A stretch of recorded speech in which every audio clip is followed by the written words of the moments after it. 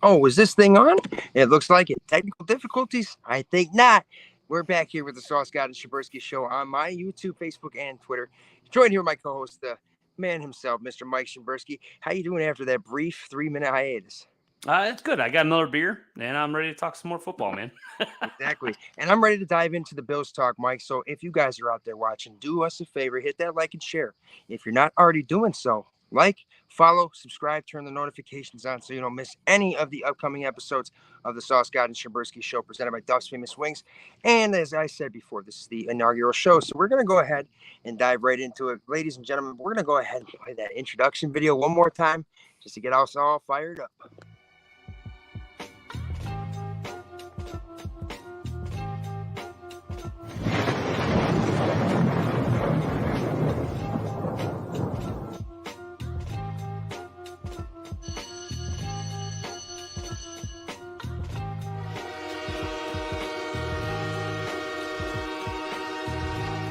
You are tuned in to the Sauce God Radio Network here on YouTube Live, Facebook Live, TikTok Live, and now streaming on BuffaloSauceGod.com. All right, so we are live here. This is the Sauce God, your host, and you guys can follow me at Buffalo Sauce God across all my social media platforms. Joined here with Mr. Mike Shimburski and former host of the Buffalo Tailgate, but we got ourselves a kick-ass show here still for you guys. Yeah. We talked a little bit about around the NFL, but now, Mike, we're going to have to dive into the topic that I'm looking forward to discussing, but I'm also not looking forward to discussing because it's not anything really that great, right? But there are still some good things to take away from this game, Mike. And I think that we as Bills fans and people that cover the Bills, we need to give some fans some positive insight as to what we're going to look at in week 2. So if you guys are out there, join us here in the comments, like and share. Let's get it going. So, Mike, let's start it off. Josh Allen struggles. He had 4 total turnovers, 3 interceptions, 1 fumble lost. And overall, I just don't think that Josh Allen had any bit of that swagger. Mike, what did you see from Josh, and what do you make of it? I mean, as we know, he struggled on Monday night. I mean, there's no doubt about it. And I think that it's starting to feel like a reoccurring issue when it comes to the Jets. You know, this isn't anything new. And do I think that he's still a top 5 guy? Yes, but it would be tough if I said that some doubt isn't starting to creep in with some of the mannerisms that he's starting to have. He doesn't have the flair and that fire that he had in the very beginning, you know, in the first few seasons where he really wanted, obviously, a Super Bowl ring, you know, and I know that he's not happy with just going to the playoffs and winning the division and all that, but I just really felt he's deflated, and I don't know if it's because Brian Daboll is not there anymore, or you know, all the scrutiny that he's been getting on the offseason and how Diggs and all that, you know, all the drama. You know, I know they try to block out all the noise, and for the most part, it doesn't seem like there's really any negative things going on between the personnel, but I almost feel like he doesn't have confidence anymore because they've taken a lot of things away from him. He doesn't seem to, you know, I remember last season when in the season opener where the Bills just came in and took care of business against the Rams and they looked on fire. Mm-hmm. And I really believe that the reason that was, or I think that was 2 seasons ago, I apologize. I think the reason that he was able to do that is he had a lot of things going his way where they just let him run the offense. He called the plays, and he was the guy in control. And then now I think with Dorsey being there, I'm not blaming everything on him, but I feel as though they're trying to hone in what he does best. You know, they're like trying to tell him to play smart and play safe and all this other stuff. And he's like overthinking the game now. He's so much in his head that he can't just focus on playing football right now because they got him thinking of 100 different things before he even takes a snap. And I think that can become frustrating. That can be a problem when you're in your own head and you're constantly overthinking the play. I've been there, and then that confidence goes away because you're not just out there playing football. When Josh is his best, is when he's having fun. And everything is clicking, and he just they let him be Josh. And I don't think they've been doing that in the past 2 seasons. All right, Mike, you bring some good points, and I love it. So if you guys are just now tuning in, you're live here with the Sauce God Shimburski Show. Mike made some great points as to Josh Allen's struggles with the 4 turnovers and as to whether it's a concern. So I'm going to give you a few takes here, Mike. First, I'm going to give you my favorite athlete of all time is Derek Jeter. When Derek Jeter retired, he said that it's because the game no longer felt like a game; it felt like a job. And that's when he knew it was time to hang it. I'm not saying that's where Josh is by any means, guys. No, it's not what I'm saying at all. But I get it though. I get your point. Go ahead. Josh You got was something just here. he. I mean, dude, like when I saw the interception where he's chucking it deep in the end zone, it's like he could have actually ran and picked up the first down, right? Like to me, it's like I didn't see. I understand that Josh became a try to pass the ball instead of trying to take off and run with it, but dude, it's like it's one of the weapons of your game, and especially when it's there, you take what the defense gives you. But you made the best point. Something is in his head. I understand that he had a lot of issues in the offseason with his girl. I'm not reading into all that stuff. He's a guy just like anybody else, and I don't need to read into his personal life. But you got to show up to work, and when there's no excuses. But yeah, it looked like he was like trying to throw it to Stephon Diggs because he just didn't want to piss him off or not going to him, or making sure he threw him targets. And you can't do that. I don't care if Stephon Diggs comes over and talks shit because you haven't thrown the football to him all game. You make the plays that you need to make because you're the quarterback. Tom Brady never laid down to a receiver. Aaron Rodgers definitely never laid down to a receiver. None of these guys did. And I'm not saying that Josh does, but I think that Josh and the Bills let the media and all the hype of last season it derailed them. I mean, like you said, they came out and they looked fucking hot against the Rams. They looked hot against the Titans. That was the fucking most electric atmosphere I've ever been to at a football game. And they beat the Chiefs last year. I understand the things with Damari Hamlin. Obviously, it probably hindered this team much more than we can ever comprehend, and we can't understand that. And I mean, and that's I'm not giving them a pass for that, but that's definitely something that exists in their hearts. And I think ultimately, um, the Bills probably heard a lot of noise, obviously, about the Jets the entire offseason. And I just think that they're still just finding their identity. Now, I'll make this point, man. Patrick Mahomes and the Kansas City Chiefs at one point, I don't know if it was last year or the year before, they looked 0-3. exactly. 0-3. And they didn't look like everybody said this is a horrific offense. It's won the Super Bowl that season. And all I'm saying, Mike, is that I understand it's a divisional game, and I understand we could have won the football game, and I understand that we beat ourselves, but it is week 1, and it is a long season, and the best part is we got 5 more of these divisional games. We'll have 1 more against the Jets. And ultimately, the Jets are a good fucking football team. I mean, I talk a lot of shit, but dude, they are built well defensively. They are well coached. And even Zach Wilson looked like a much different quarterback yesterday. And I'm sure that Aaron Rodgers being there has got an effect on him as well. And that's kind of what they hoped for with Zach Wilson taking the backup role. But I think Josh has got to just go back to playing. Don't try to be a safe quarterback either. Because one of the reasons I loved the kid was that he put it all on the line. And yeah, sometimes it's going to kill you. But you have to ride or die with the guy because he can win football games. When he goes out there and plays with no fear, that's when we see games like, Kansas City, which we all know end up 13 seconds, whatever. But Josh has got weapons around him. He has maybe I'm going to be honest, it's probably a little bit difficult for the guy. He's not with Brittany anymore. It's probably a little bit difficult. You go about your life preparing in situations with somebody. It makes a difference. So, I mean, the guy's got personal things in his life, but I did see some good from him too yesterday, Mike. In fact, there was one play that I thought was brilliant, and it was the little fucking shovel pass, which was definitely improvised to Latavius Murray. That's a beautiful play. That's a Josh Allen play. Now, remember when he tried to do that to Dawson Knox against Houston? Well, this time it worked. You know what I'm saying? So, well, this time it wasn't a lateral that he was going down and just decided to whip it backwards. This was a calculated, I think this guy's open. And he was. That's Kirby right there. All right. What's up, Kirby?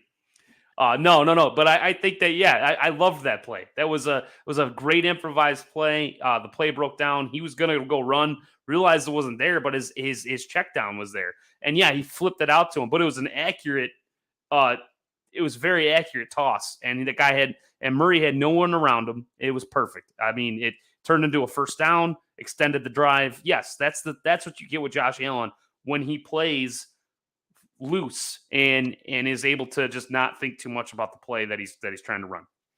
I also think too that the Bills need to, I don't care if you want to get Josh. You got to just you got to run the football. You got to become a running team sometimes. And I think that we saw James Cook could get it going, but he's not going to get it going if you only give it to him 7-8 times to run the football, right? But again, I thought that Stephon Diggs obviously getting involved early was a big thing. And it was like, we get that first down to keep the first drive going, which was good. I didn't want to start right away with a 3-and-out, which that's a positive right there, right? But then, he throws that weird play to Stephon Diggs where it's like not there. I don't want to see Josh Allen go back to thinking he is below anybody in this football in the NFL, because really Josh can do a lot of the same things that a lot of these other guys can, and there's things that Josh Allen can do that nobody else can. And I think Mike, Brian Dable, everybody's giving him all this props, but the dude just got spanked by a great defense in the Cowboys this year, but he got spanked 40-0. All I'm saying is it's the NFL is weird, man, because I had a feeling the Bills were just letting the Jets hang around that whole game. But, dude, I mean, at the end of the day, we could win 16 straight games, and Josh could, you never know, right? It's all about finding it. And I'm glad that we kind of had some growing pains to start out in week 1, because I really think, I just really think that you got to find a way to get through these growing pains early, Mike. And, if you got to get over it somehow, right? There's no excuses. Oh, yeah. I mean, you got to remember, too, I think it might have been the 3rd or 4th season. Josh, I think we struggled against the Steelers. The Bills lost against the Steelers in week 1. Flat. Yeah. Everybody thought Josh Allen was in midseason form in one preseason appearance. Right. And so, and then they got spanked by the Steelers, and so. And then that season, I think the Bills went all the way down to the AFC Championship game. So this week 1, I don't know if it's all telling. I do think that there are some cause for concern. Is Josh Allen broken? That's all I mean, that's what I worry about. No. Is he broken? And we'll get to this comment in a second by Mike Frank. But is he broken? Is this fixable? Here's what somebody said to me. They said, Josh ain't the quarterback. It's like, hold on, buddy. Just don't forget that Josh Allen just led us to how many, postseason appearances, and how much has he done for our franchise? He's not broken. Granted, players go through things in their careers, and some players, they have it together real young, and then some players, they get it together when they're older, right? I mean, hell, look how good Aaron Rodgers has been his whole career. How many Super Bowls does he have? 1. It's really tough to get to the Super Bowl. It's really tough to win in this league, and it's really, really tough to win back-to-back Super Bowls. That's why we haven't seen it done since the Patriots in the 2000s. But my thing with Josh is that I think that he needs to just learn to go and trust some other guys out there instead of just Stephon Diggs. I really think that there's a guy that I'm going to talk about from the good things that I saw that is going to be huge in this offense, and I really loved what I saw from him. But I want to see some more Gabe Davis, dude. Gabe Davis looked all right yesterday. I think we could have definitely went his way more. I would have liked to see. I just need to see the weapons that we have being utilized a little bit more, Mike. So let's talk about this comment here from Mike Frank. How you doing, Mike? He says they put way too much faith in Allen. James Cook was supposed to be the savior. 11 carried for 43 yards. Yeah, but that you got to figure that's almost 4 yards a carry, which, okay, that's not the worst. That's about average. But also, too, how often did they run the football, Mike? And how often did they really try to get James Cook going? How often did they try to hashtag let James Cook? Mike, what do you think? I think that they used him a lot more in the passing game. He had some favorable matchups against some linebackers, and that's kind of what they brought him in for. He's going to get those. Those are going to be pedestrian numbers on the ground. They'll hand it to him when they feel that they need to keep the defense honest, but they're going to throw it to him more often out of the backfield, and they did that a lot against the Jets. The biggest thing that I didn't like was that he's not a big guy, and I don't like when you're going to try to trust him on 3rd down to fight for those yards.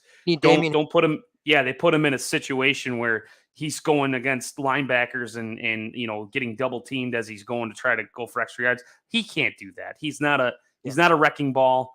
He'll make guys miss, and maybe that'll work. But you try to do that on 2nd down. Then try that play on 2nd down, not 3rd down. heavy carry running back. No, but he definitely has a lot of value in this offense. And here's another comment real fast. And I want to take this one, Mike, because actually I always have. I love when people say stuff like this. So Mike is a good buddy of mine, even though his brother just had a fucking hole-in-one in golf because he thinks he's cool. That he folds like a launcher under pressure. He can't handle the big moments. The real question is he really an elite quarterback? Let me tell you, Mike. Okay, so let me give you an example. Did he fold under pressure in the game against Kansas City in the divisional round where he basically just kept leading the team down the field and he just kept punching the Chiefs back in the mouth? How about the 80-yard touchdown of Gabe Davis just to start it off? And then how about the Gabe Davis touchdown at 4th and long? Yeah, to really what should have been the clinching fucking, Josh is clutch. He's got moments. Overtime games, I don't care. It's week 1. At the end of the day, I would rather take Josh Allen right now in the playoffs versus the Jets and Zach Wilson in the playoffs right now. And because I think that the Bills have something that we're all forgetting, and that's experience. They have been there, and that's why I love when teams count them out because remember a couple years ago with the Patriots where the Patriots had the 1-game lead, and I said, well, wait until we play them for the final week because those games, it's a different situation. You know what I mean? And I think that we saw Josh Allen show that a little bit more too, Mike, in the game against Miami for the game in Buffalo where it's snowing, and he kind of took over the game, and that's what's the deal right there. And I think that shows Josh Allen can find it. At the end of the day, I want to know what's going on. Is it more of Ken Dorsey's play calling? Is Josh kind of running the things out there? What's going on? But ultimately, Josh wasn't good enough, and it starts with him, and he's obviously admitted to it. But how does he respond? That's going to be the question that we are all remaining to see. Let's take some more comments here real fast. You guys are live here with the Sauce God and Shimburski Show on Facebook, YouTube, and Twitter. Join here with my guy, the elite quarterback himself, QB1 Mike Shimburski. So my guy, this week 1, a very stout-looking defense. Exactly. The Jets are really that good defensively. They are. I mean, granted, people were talking to me about missed calls. The Bills didn't do enough to win this football game. You can't even talk about that. It's just like you shouldn't have been in that situation anyway. I feel like in any game, that's how you should feel. You should not be blaming it on the refs. If you have to blame it on the refs, then you didn't play well enough to win because it had to come down to a play where you needed a call, which becomes a problem. And as far as what Kirby just said, against a week 1 against a very stout-looking defense, I think that's probably going to be one of the best defenses in the NFL. They were last year, and they are this year. They're even better, in my opinion, than they were last year. And not every defense is going to be as good as the Jets defense was on Monday. Now, Mike says he's open for 5 in overtime games. Don't forget that 2 of those were meaningful in the playoffs, and both of those were not because Josh or Allen whatsoever. They weren't because of Josh. You know what I'm saying? Let's not forget that had the Bills beat Kansas City and went into the Super Bowl, the AFC Championship, that Josh was on one of the most insane quarterback runs in a playoff run that ever. Dude was almost perfect in the quarterback rating. I think I'm not trying to give Josh any passes.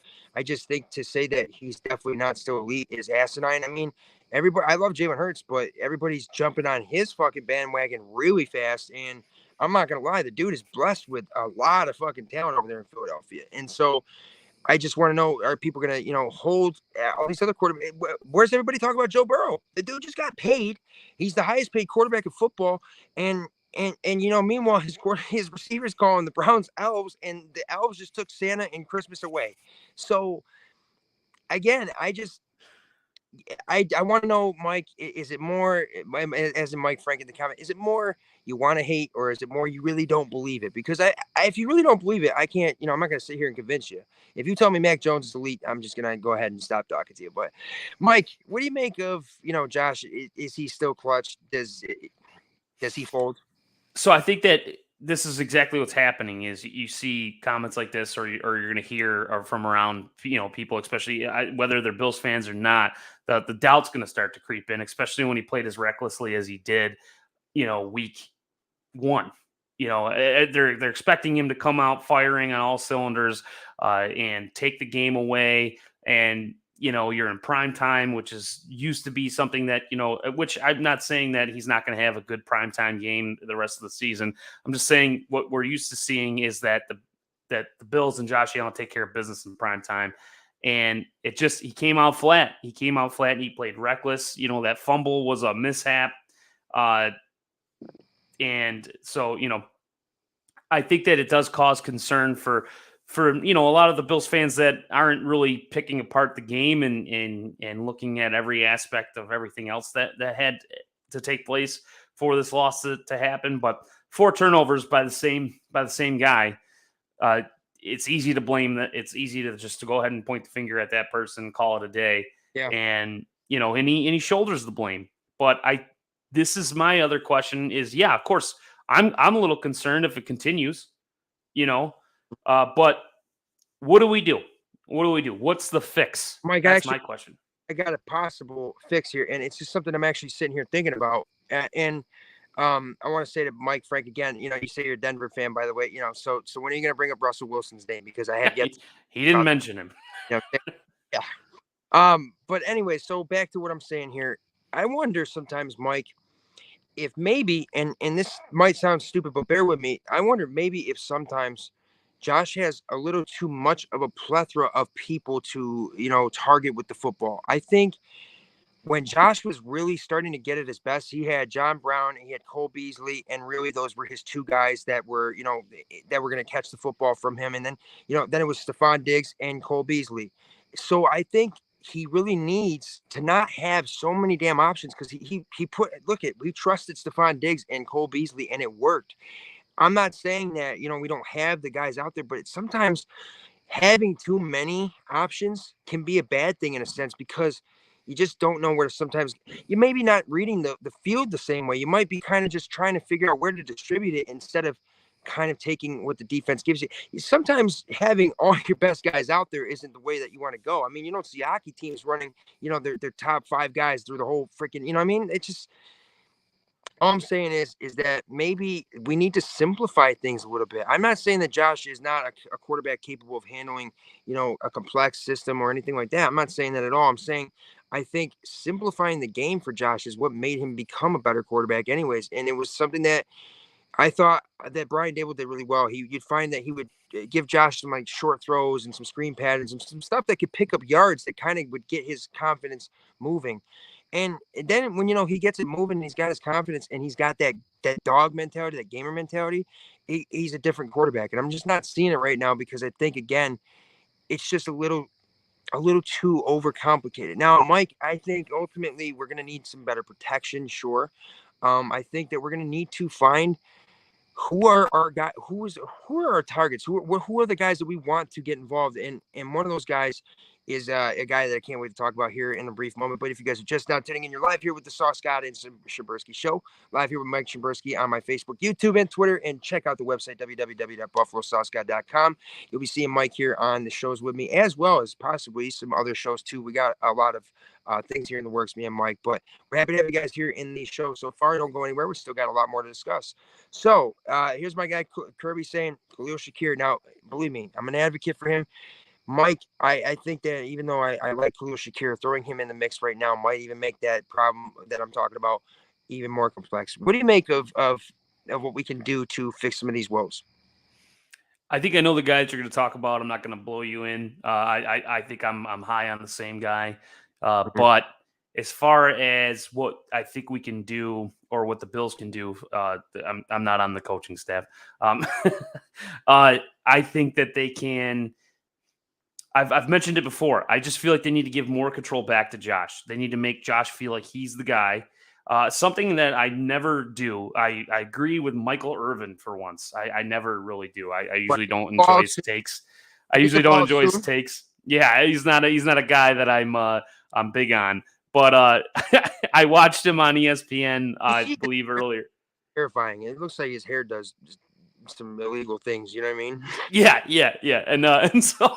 And usually I'm not like big on his takes. He's usually just yelling, and I don't really know what his take is because he's just screaming.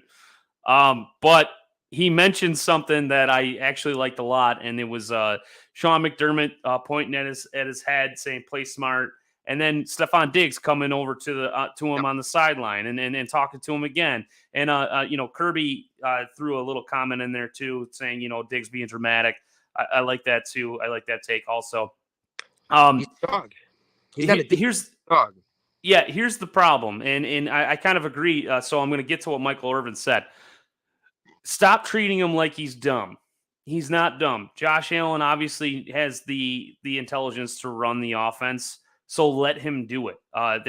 What Michael Irvin said was that if he would have acted like that towards Troy, I mean, obviously he was he had a lot of character himself on the sidelines, but if he would have went towards Troy and made it seem like he's belittling him or whatever it is, you can kind of take things out of context when you're watching it on the sideline, but he's saying that Troy would have just taken him to the other room and been like, and just like punched him in the mouth, or at least told him, hey, like, shut up, like, shut the fuck up. I'm the guy. I run this offense. I'm in charge. And so I think that's what needs to happen here. Josh needs to have that I'm the captain now moment where like no one needs to listen to him, or no, like no one needs to everyone needs to listen to him, and that's it. That's it. Too many voices going on, and Mike, that's a good point because he needs to take control. Like everyone's just trying to get at him, talk to him. It's his time. Let him do it. Exactly, and like, why wouldn't you want to try? I mean, dude, he's gonna put it out on. He puts everything out there. You know what I'm saying? So if a guy's willing to do that, give him the keys, right? But I like that you said that because one of my favorite ball players of all time. He's before my time, even though, but remember the '86 Mets, Keith Hernandez. Keith Hernandez, dude. They would come out to the mound, and they tell him, throw a fastball or something. And he'd say, if you fucking throw another fastball, I'm gonna punch you right in the mouth. Like, don't even listen to what the fuck they said, because at the end of the day, those guys are the ones that are on the field, and those guys are the ones that see the situation for what it is, and they know what momentum is like, because you can feel momentum out there. We can't feel it maybe necessarily, except if you're like me, where you're on edge the whole fucking game. I can feel it. You can feel it, and that's what I'm saying. I think it wouldn't be a bad thing if maybe they got a little bit heated with one another, because brothers fight, man. Brothers fight, and brothers get through adversity. And at the end of the day, Stephon Diggs has his back. I mean, it's never been a question to me. I just think that Diggs. I don't think Diggs is really. I don't think he's a negative effect either. I think that it's just really we just got to go back to what we were doing best, and that's just spreading the football around. And I like that you said that about Michael Irvin too, because, dude, Troy Aikman, man, like, say what you will, but Troy Aikman won 3 Super Bowls and he had a lot of different personalities on that football team. And he has to sit there with Joe Buck every fucking night on Monday Night Football. So he's definitely got sort of mental toughness, but it is Josh's team. And I think in a sense, maybe Stephon Diggs kind of came over and, had an attitude that he was such an elite player that, maybe he was kind of, but like at the end of the day, I just don't think we need to be that concerned. Again, it's week 1. It's just the start of it. It is against the Jets. Like I said, the Jets are a team that I think, if I said before the season, I thought Bills, Jets, Miami, and then fucking the other team that's up there in Boston that I don't even know their quarterback. Mike, at the end of the day, though, no, there's cheese, because it's going to set us up here for a week 2 matchup for our home opener against the Las Vegas Raiders, where I think they got obviously a lot of stuff going on with them. I'm not saying that, this is a game that we should win. It is, in my opinion, sure. But Mike, let's go ahead and let's take we got through most of the comments there. So we've talked a little bit about the concerns, right? But let's go into some of the good and bad from Monday Night Football. Talk to me about some of the best things that you actually saw from the Bills. The best things. So I'm going to go a little against our commenter there, Mike. I'll say I liked James Cook. I liked that they were getting him involved. I thought that in the passing game he can be effective. He actually had moments where I'm really high on this guy. I think if they implement him more and get him in situations on second down and first down where you can get ahead of the sticks by throwing it to him against a linebacker, he proved that he could totally, if you put a linebacker on him, he's going to get open. There was one that Josh missed, man. He had that linebacker beat, and if he just puts it out there instead, I mean, that's a touchdown. Mm-hmm. So I'm actually really excited to see him get more involved in the passing game. And, he was pretty effective, average, like you said, in the run game. But that's all the Bills need. That's all the Bills want right there. That's it. They're not looking for an elite running back, and there's a reason why they didn't go get one. If they wanted one, they believe they have a decent, good enough running back on the roster. So I think that, that was a good flash that I saw in the defense. I will say that I thought, besides that 85-yard run that they allowed to happen, which was an alignment issue, No other Jets players, but Brees Hall. Yeah, and then not only that though, they blocked well for him, and like you have all these guys on the defense. You have Jordan Poyer, you have Matt Milano, you have Micah Hyde, you have all these veterans on the field, and Tre'Davious White, and you didn't see that they were overloading one side. That's what I mean. They should have shifted there. There was an alignment issue. It happens. We all make mistakes. It was one play. That's like you take away 85 yards of all of their rushing yards in one play. If you don't let that happen. Right. Other than that, though, I thought the pass rush looked fantastic, and the Bills' defense looks like a sound unit. Other than a couple plays here and there, I thought really there's not much to complain about on the defensive side of the ball. They gave the Bills offense a chance to win this football game, especially even with the turnovers. They made some of those turnovers really not mean anything. They made them punt or forced them to do a 3 and out. But you keep giving even like the worst team in the NFL 100 chances. They're going to score eventually. Mm-hmm. Eventually, they are going to score points, and that's where the problem sunk in there. Is just too many chances given back to the Jets offense when honestly your Bills defense was playing more than well enough to win, and they did a good job. You raised some really good points there, honestly, and like I'm gonna kind of counter off of some of them as well. And if you guys are still here, tune in with us. You're live here with the Sauce God Shimburski Show, and hit us with a like and share. We're live here on Facebook, YouTube, and Twitter. Also, do us a favor and follow us, like us, subscribe to us, and turn those notifications on. Check me and Mike out on Wednesdays as well as the other content that we might be doing. Because I'll tell you what, me and Mike like talking sports, but we are right now discussing the good and the bad for the Monday Night Football match. And now let's go back to that comment about James Cook. That's all you really need from him. Let me point this out. Devin Singletary, when the Bills offense would stall in the passing game and they would eventually start to establish the run with him, like back in 2020 against the Ravens, per se, that's one of my best examples in the playoffs. He kind of just controlled the momentum in the clock, and he picked up those plays that you absolutely needed. That's the type of things that I can see from James Cook, but he can do it in the passing game as well. I think I liked what I saw from James Cook because we just never really tried to establish him so much that he could find like a Christian McCaffrey type of game, but he made use of his touches. And I thought that when he got into an open field, he was definitely tough to tackle. And he uses his momentum very well. There's a couple times I thought maybe a yard or two and he's picking up 3 or 4. And that's the kind of things that you want to see.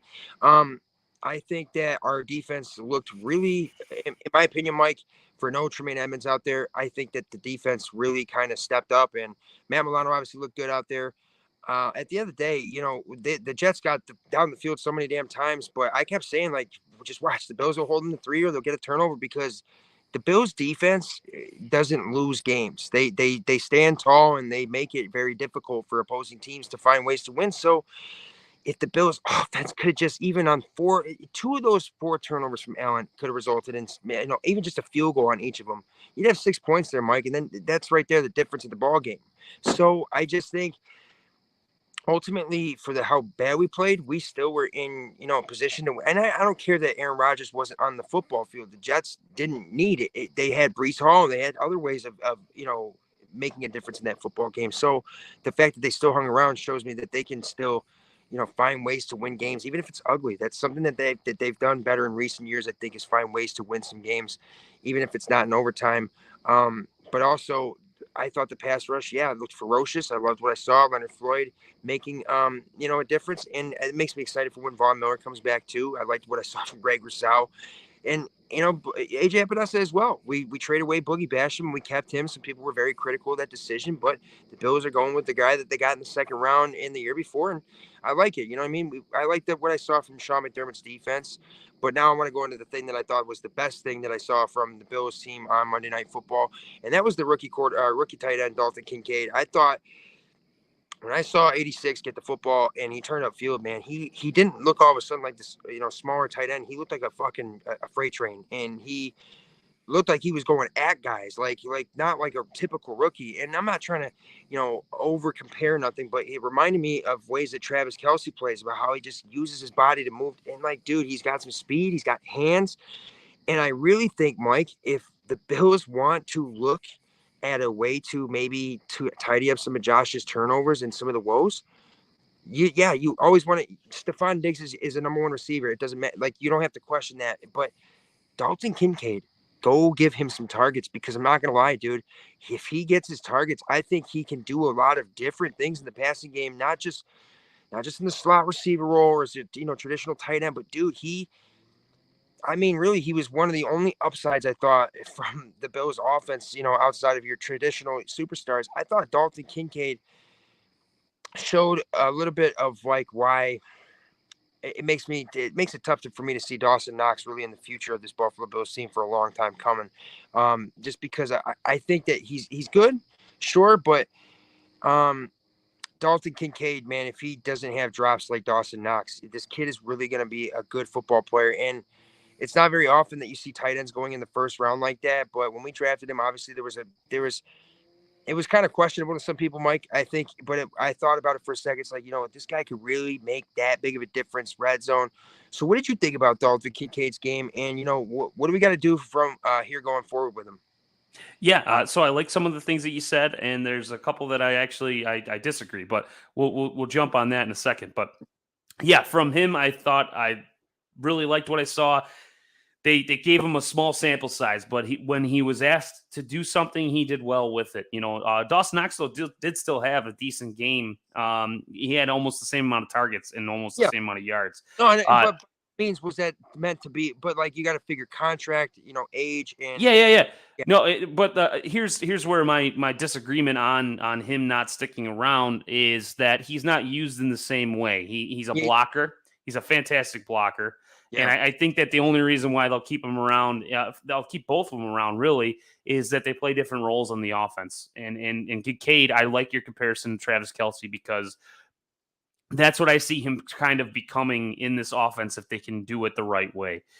They need to involve him more, I would say, against the Raiders. I really like where you're going with it. I think that your head's in the right spot as far as exactly what I think they should do. Involve him more. Get him in space, get him the ball, and then he can turn around and just kind of run with it. And, it's not easy being a defensive back and trying to get in a guy like that stature in his way. It's going to take a couple guys to bring you down or a really good tackle to stop that momentum.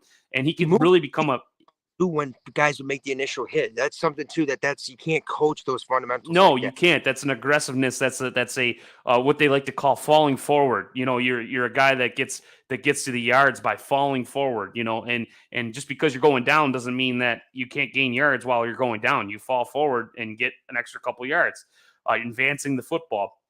He's already got that installed in him, so that's going to just be something more to build off of. And I really believe that he can become a first down machine. He doesn't necessarily have to score all the touchdowns. Leave that to Stephon Diggs, Gabe Davis, and all the other superstars. I thought Diggs played really well. I thought he had a lot of he got the best of Sauce Gardner, if you ask me. When he was given the opportunity, I think he got the best of Sauce Gardner. He took care of that. He took care of business, and I really like seeing that. And so I hope that they continue doing that, feed him the ball, but get Kincaid involved in what Cole Beasley used to do, and that's just churning out first downs and keeping us in a drive, whether it's 3rd and 13 or 3rd and 5 or 3rd and 3, and you can just kind of hit him across the middle, bang, first down, and then that refreshes the sticks, tires out the opponent's defense. You keep sustaining drives. I think he can become a really big part of the offense. I'm totally on board with you with Kincaid. Now, it's funny because I always refer to the tight end as reliable. You know what I mean? Like, you got to look to reliable, and tight ends can really be it can be an anchor for an offense. I mean, like, if you look at the way that Travis Kelce is with the Chiefs and the way that, Mark Andrews, Rob Gronkowski was with the Patriots. I mean, like, you just see that, okay, even when Dawson Knox a couple years ago had some elite numbers for a little bit there, and he was catching the football quite well and putting up numbers, like, the offense looked better with the Buffalo Bills, right? So I think, again, just finding that maybe we need to sometimes look at other avenues. I love Stephon Diggs, and this is not a knock on him at all, and it's not because of any drop. It's because you can't always go right to your best guys. You got to sometimes throw in a little bit of a curveball. Like, first, say, if you're going to tell me that Brandon Ayuk's going to come out and have a bigger game than Deebo Samuel, then I'm going to say, nah, there's no way, right? Because Deebo Samuel's that dude, right? But no, Brandon Ayuk can play really well, and that's something that the Niners do really well is that they mix it up a lot. You don't see the same guys all the time. And what I saw from here's another good example: Larry Fitzgerald and Anquan Bolden. Those guys, one or the other, or sometimes both of them. It's just like you don't always have to. Stefan, he doesn't have to have 100 yards every fucking game. At the end of the day, I just want to see who is going to be open and who's going to make less mistakes and who is going to help us move the football because I think Josh needs an enforcer out there. I think he needs somebody out there to just kind of go to war with him. And I mean, sure, that's Stephon Diggs and his lineman, but at the end of the day, man, I think Dalton Kincaid is just gonna. I don't know, man. I think now that he got his first taste of the action too, that's just good for a kid like him. And I think that this is a great opportunity going into week 2 for him to establish himself in this offense and show just exactly was he really the missing piece that could really tidy up our woes? And Mike, I really definitely think so. But let's go ahead and I think we got all the comments so far. We're live here in the Sauce God and Shimburski Show. I'm live here with my co-host, Mr. Mike Shimburski. You guys can make sure to check us out in future shows. So make sure to turn those notifications on, follow us, like us, and hit us with a like and share for this video as well. And join us in the comments. Also, guys, check out my Facebook and my YouTube. I actually posted a video breaking down some of the game and some of the good things and some of the bad things. And my video editing took me about 10 hours. So go check it out, guys. Holy shit. But Right. Mike, let's go ahead. I'm going to let this, we're going to go ahead and let you start us off here. We're looking ahead to week 2. What do you got to say? What do we need to do? And just like talk as if you were talking to the Buffalo Bills right now. Yeah, I think if I had a chance to talk to them, what I would be asking them to do is let's come out there and fire on all cylinders. The defense carried the team last week. If we can come in and the Bills can have the same defense that they did on week 1, but the offense can match their intensity, this is when we can get this win on week 2. You know, if Josh Allen comes back to being Josh, which I totally expect, you know, not every game you're going to have 4 turnovers. That's just not how this is going to work. He does that. And really. And he's not, I don't think that he's the kind of guy that just because he got his contract, he doesn't love football anymore. That's not going to happen. He's going to come out there. He needs to, if I have anything that I can request of him, is just be careful with the football, but still play loose. This is where he needs to just remember that he's the kind of athlete that needs to be out there having fun and just take what the defense gives you. Don't play the hero ball. He knows this. We've all been over it. But if all I'm asking is honestly, the offense needs to match the defense. That is my take on it. If they can catch up with where the defense is at right now, and stay ahead of the sticks. The biggest thing is, you know, make sure you don't get behind the sticks. Third down keeps happening where they're like, it's 3rd and long. And then now they got to come up with some crazy play to get their first down. Instead, like I said, keeping James Cook involved in the early downs and throwing it to him out of the backfield. Get your 5, 6, 7 yards on 1st and 2nd down every time, and you're looking at a short 3rd down conversion if you haven't already got the 1st down.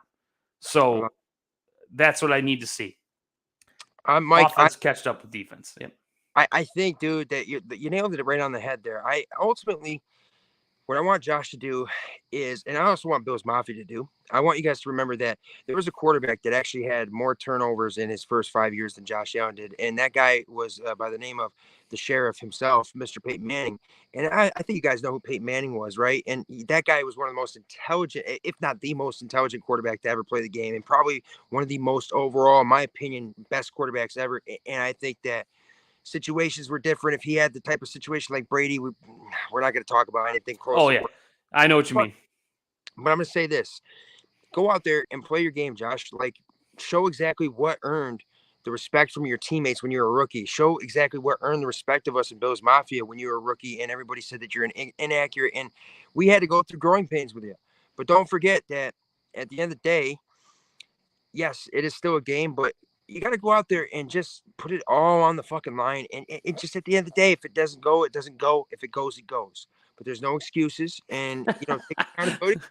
You take accountability for whatever you can, and you just try to get better from it every single week that you can, because ultimately the Bills are still an elite team. They're still without Von Miller right now. And they're, coming off of one of the most tough things that you could ever endure in a sporting event ever. Like, I mean, that's even to say in the game of life, right? So the Bills just have a lot of things that they are still working out the kinks of. But if anybody's out there concerned, I want to tell you, looking ahead to week 2, the Kansas City Chiefs are 0-1. Okay, so there's there's a lot of teams out there that are also 0-1, but the Buffalo Bills, dude, And so are the Bengals. And so are the Bengals. as long as they win the final game of the season, guys, it doesn't fucking matter. Have some faith in Josh Allen, have some confidence, and let this team do exactly what they do. I think everybody that reads into the turnovers doesn't.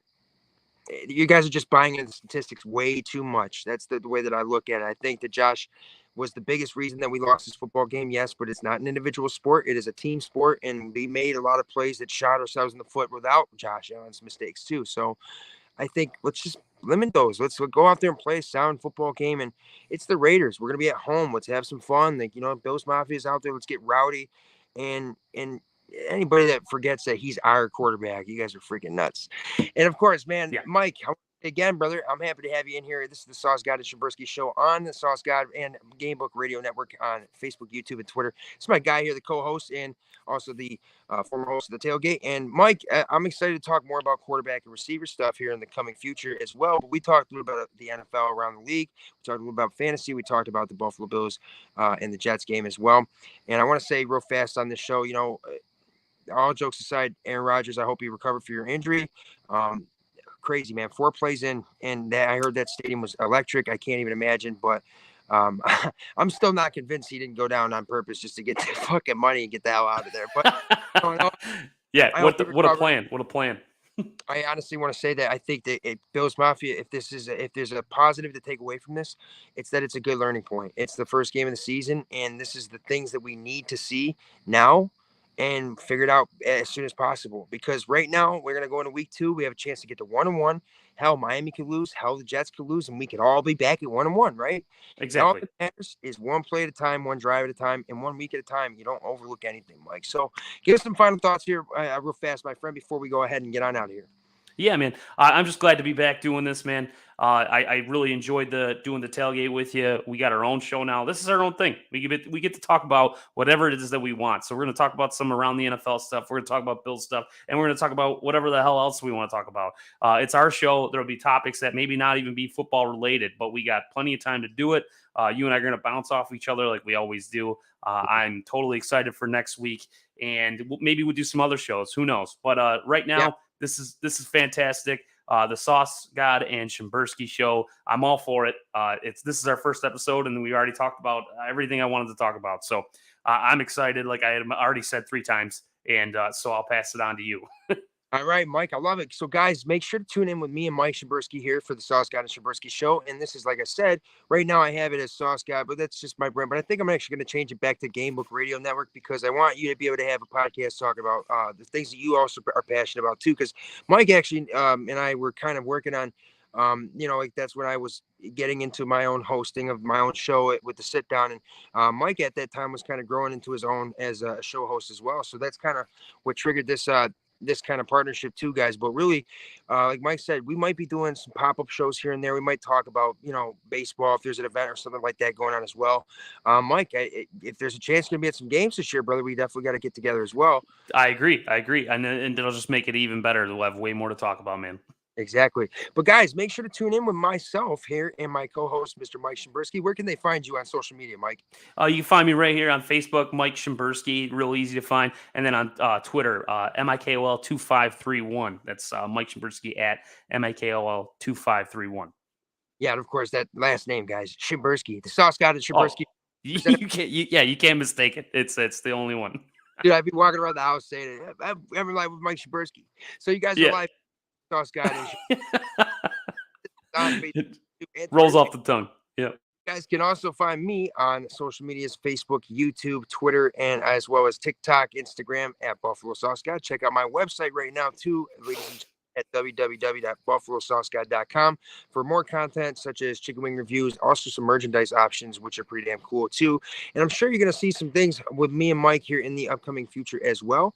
And I'll tell you what, me and Mike have got some things brewing. We've been kind of putting this together for a while, but here we are live here on Facebook, YouTube, and Twitter. And if you're not already doing so, hit us with a follow, turn those notifications on so you don't miss the upcoming next show, which, Mike, it might be next Wednesday, but hey, we might have to do something around game day as well, my friend, because we got to get fired up.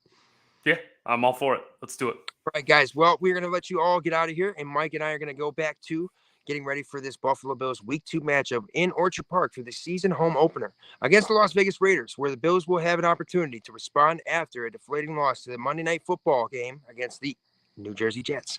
All right, everybody, God bless, and go Bills. Go Bills.